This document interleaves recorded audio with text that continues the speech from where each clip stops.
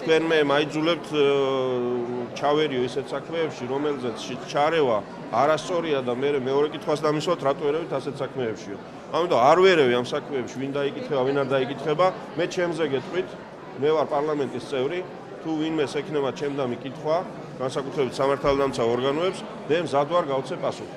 მე ჩემი სადეპუტატო იმუნიტეტი არ მათავისუფლებს კითხვებზე პასუხის გაცემისგან. ამასობაში პარლამენტის წევრს აქვს სადეპუტატო იმუნიტეტი ინფორმაციის მიღების და ინფორმაციის წყაროს არ გამხელის თაობაზე.